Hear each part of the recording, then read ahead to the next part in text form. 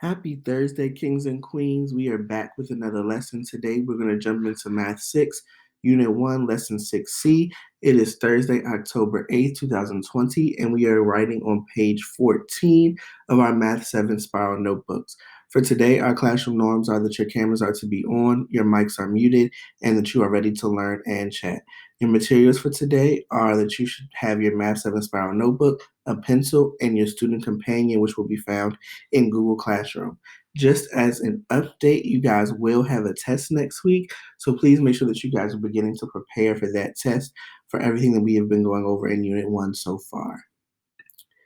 So we're going to jump into day 3 using graphs to compare relationships, and we're still talking about representing proportional relationships with graphs. Our standard for today is going to be 7.rp.2a. Our objectives are students will create and interpret graphs that show two different proportional relationships on the same axes. Also, we will generalize that when two different proportional relationships are graphed on the same axis, the steeper line has the greater constant of proportionality. Our mathematical practices are MP2, which is reason abstractly and quantitatively, and then MP3, which is construct viable arguments and critique the reasoning of others. As always, we want to be ready to take notes and also work collaboratively. We will pause the video here for about a minute and 30 seconds so that you can copy down your standard and your objectives. All right, let's jump right into your engagement, which can also be found in your student companion. So for your engagement, there's a proportional relationship between the number of months a person has had a streaming movie subscription and the total amount of money they have paid for the subscription. The cost for 6 months is $47.94. The point 6, 47.94 is shown on the graph below. For part A, we want to know what is the constant of proportionality in this relationship, meaning what is the unit rate for this? And then B, we also want to know what does the constant of proportionality tell us about the situation? We're going to take 2 minutes for you guys to figure this out. And then I want you to capture your answers, and then we'll come back together. Now that we've had some time to calculate our answers, I would really enjoy if one person would share out what their answer was. And then in the chat, I would like your classmates to say whether you agree or disagree. We'll take about 1 more minute to pause here for you guys to do that.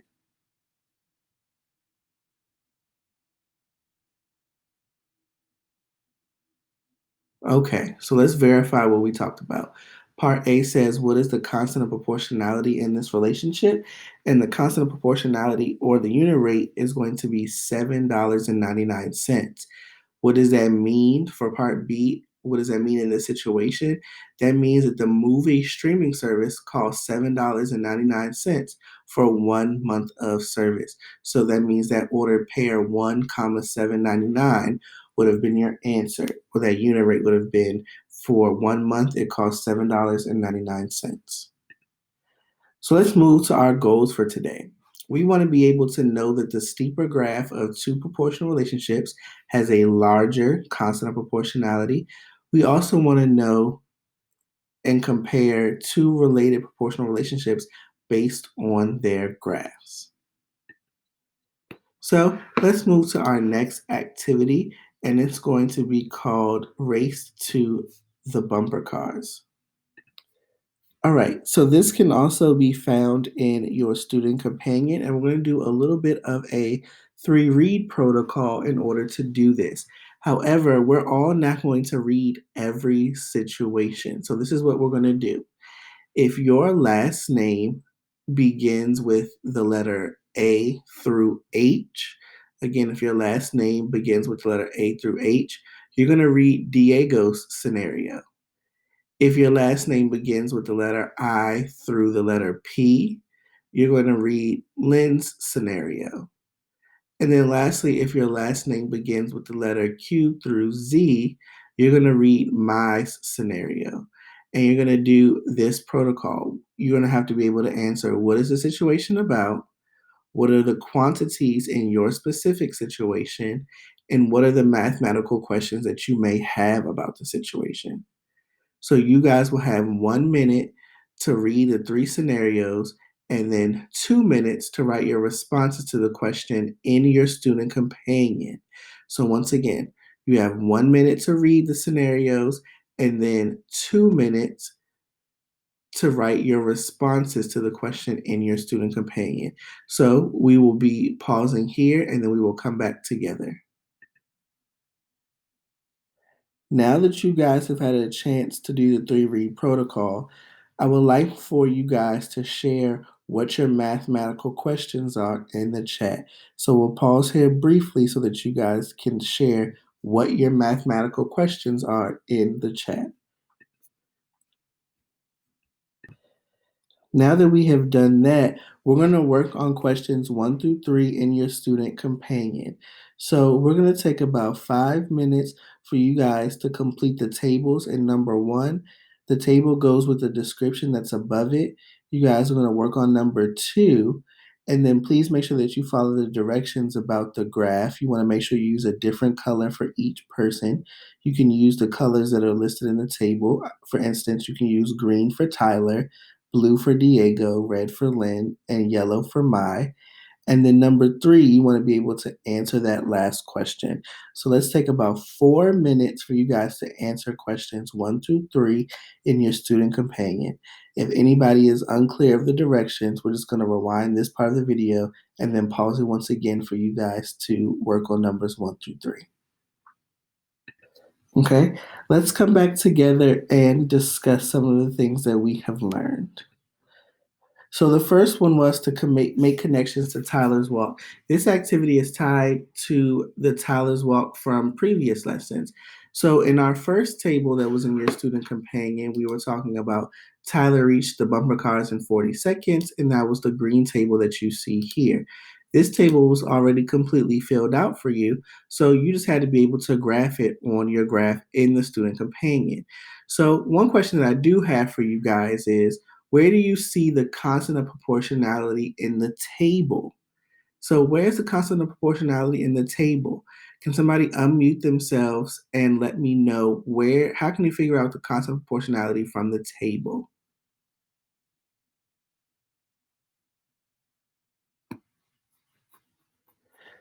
So once again, hopefully you realized that the constant of proportionality is found in that last row where the x value is equal to 1. So for 1 second, Tyler moved a distance of 1.25 meters.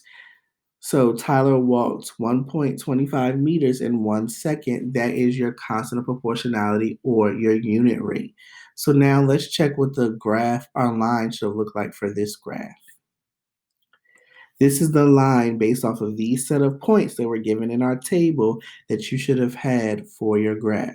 If I were to graph 0, 0, that's the point at the origin. If I were to graph 20 going over on the x-axis to 20 and up to 25, that's that point here. We can estimate going over to 30 and about 37.5 is this point here.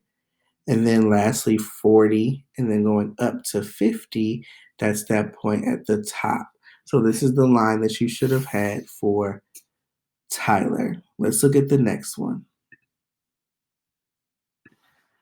So this next table was for Diego's journey.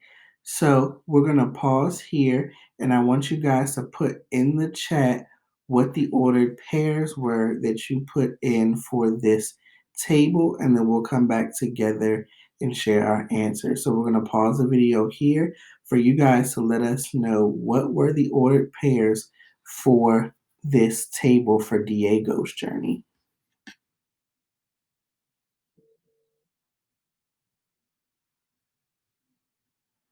So this scenario says Diego left the ticket booth at the same time as Tyler. Diego jogged ahead at a steady pace and reached the bumper cars in 30 seconds. So that means that in 0 seconds, he would have went 0 meters. So it should have been 0 and 0 for the first row. Okay. Based off of what was given, I know that I have 30 and 50. So we know that 15 is half of 30. So I can take half of 50 to get the second row. So the second row should have been 15 and 25. And that means that your last column for your unit rate, you should have had 1 and either the fraction 5 over 3, or if you did it in a calculator, you would have gotten a decimal that was like 1.66 repeating. So 1 and 1.6 repeating, or 1 and 5 over 3 were your answers. And this is the line that you should have had for Diego's journey. So we'll pause here to make sure that you have the correct answers in your student companion. If you need to go back over the table, once again, it's 0, 0, 15, 25, 30, 50, and 1 and 5/3 or 1.6 repeating. We'll pause here to make sure that your answers are correct. Now, let's keep moving. We're going to look at the table for Lynn's journey. So Lynn left the ticket booth at the same time as Tyler. She ran at a steady pace and arrived at the bumper cars in 0 seconds. So for the sake of time, let's just go ahead and figure out what goes in the table. The first row, your X value should have been 0 and then 0. Your second row should have been 10 and 25. The third row was already given, 20 and 50. And then your last row was 1 and 2.5. So remember, if I take the second column and divide it by the first column, that'll give me my unit rate. So once again, 0 and 0, 10, 25, 20, 50, and then 1 and 2.5. Again, 25 was half of 50, so that's how I could have figured out how to get that second row. And then we always know that we're starting at the origin. So this is the line that you should have had for number 3, and this corresponds with the points in the table. Once again, we'll pause here to make sure that your answers are correct. Okay, now the last table. We're going to look at Mai's journey. Mai left the booth 10 seconds later than Tyler. Her steady jog enabled her to catch up with Tyler just as she arrived at the bumper cars. Once again, for the sake of time, I'm going to give you these responses just to make sure that your answers were correct. So the first one, because it says she left the booth 10 seconds later, she didn't start at the same time as Tyler. So the first row is actually going to be 10, comma 0. Hopefully you realize that that means she did not leave, or that this graph is not going to start at the origin. So this is 10, 0. The next one is going to be 25, 25. Then we have 40, 50, and 1, 0. And this is the graph that you should have had for Mai's journey.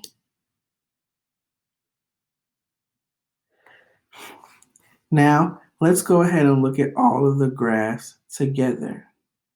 So which person is moving the quickest, and how is it reflected in the graph? So here are all 4 options. Remember that green was for Tyler, and we have Diego, Mai, and Lynn's tables and their graphs represented here. So for Tyler, Diego, and Lynn, once again, for Tyler, Diego, and Lynn, which person is moving the quickest? And then how is this reflected in the graph?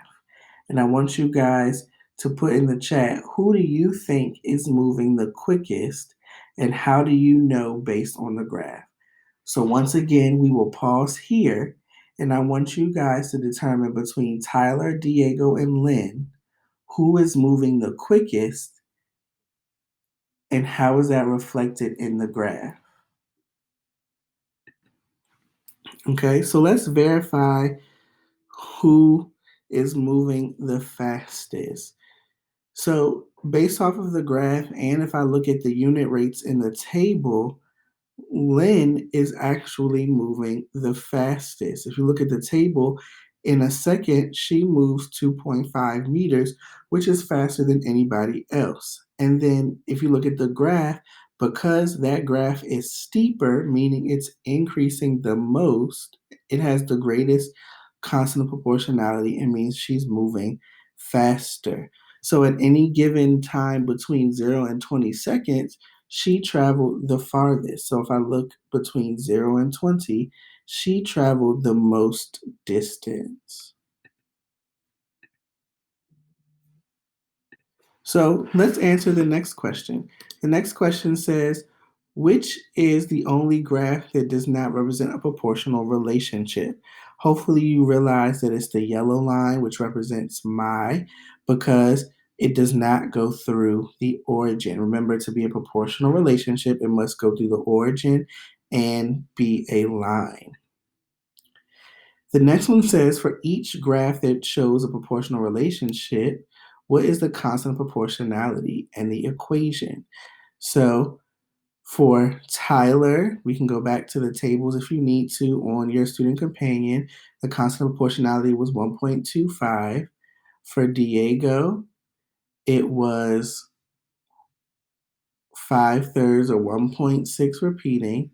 And for Lynn, it was 2.5. So for the equation, remember, we're going to replace y equals kx, and we're going to replace the x. So y equals 1.25x, y equals 5/3 x, and y equals 2.5x as our equations. Okay, next question, moving right along. How did we find the constant of proportionality for each person? Remember, all we have to do is take the y coordinate and divide it by its associated x coordinate. So that's that second column divided by the first column to find the constant of proportionality. And lastly, where do constants of proportionality occur in the tables or in the graphs? Remember, they occur in the tables when the values in the second column that corresponds to the value of 1 in the first column.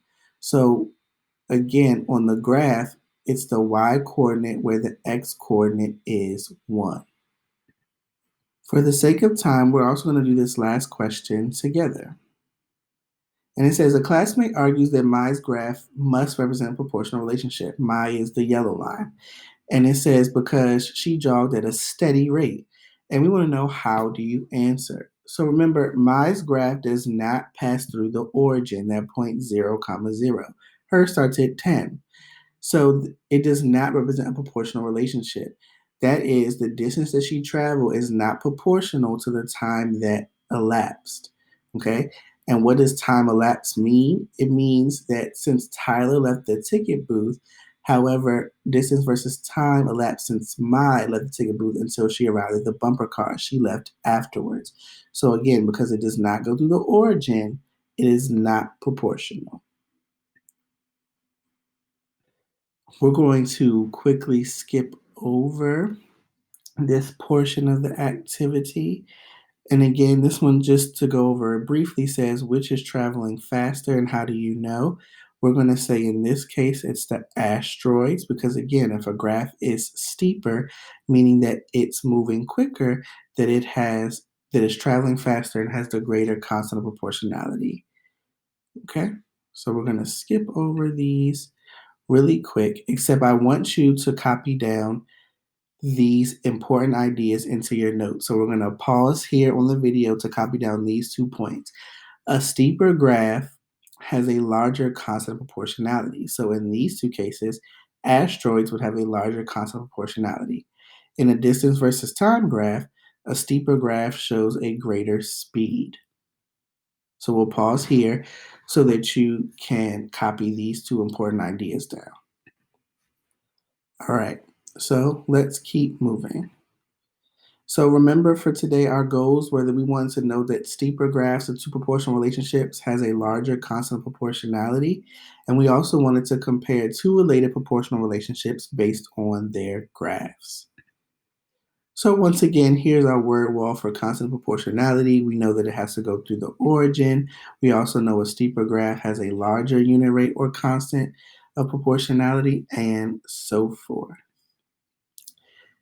So we are going to take about 3 minutes and pause the video here so that you guys can complete the evaluation activity in your student companion. It says Noah and Diego left the amusement park ticket booth at the same time. Each moved at a constant speed toward his favorite ride. After 8 seconds, was 17 meters from the ticket booth and Diego was 43 meters from the ticket booth.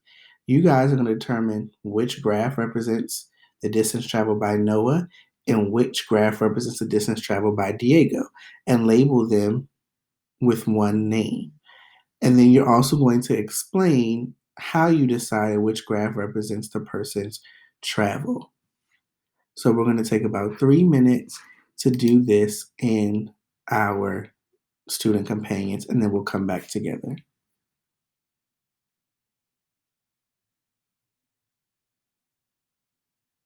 So we are going to check our work. So the steeper graph, which is the blue line, represents the distance traveled by Diego. Okay. The graph in black represents the distance Noah traveled. Okay. For number two, Diego had gone farther after 8 seconds. So if you pick a time and look at which graph represents a person who has gone farther, that graph is steeper. So it must be Diego's graph because Diego traveled 43 meters after 8 seconds, meaning he goes the greater distance. So the blue line is Diego and the black line is Noah. So let's make sure that we have that properly captured in our student companions so that we can submit it at the end of this lesson. So hopefully, we fully understood today's lesson. Your independent activity for today, you do not have anything new in Google Classroom. The only thing that you guys are responsible for doing is to make sure that you begin studying for your test next week. This will be our first unit assessment that we're going to have, and we want to make sure that you guys are fully prepared for that assessment. Tomorrow, we will have another lesson, and then next week, we will spend some time reviewing before the assessment occurs. So if you guys do not have any other questions, we'll stop here for today. I hope that you guys enjoy the rest of your Thursday, and we'll pick back up tomorrow, Friday, with a brand new lesson. Have a great rest of your day.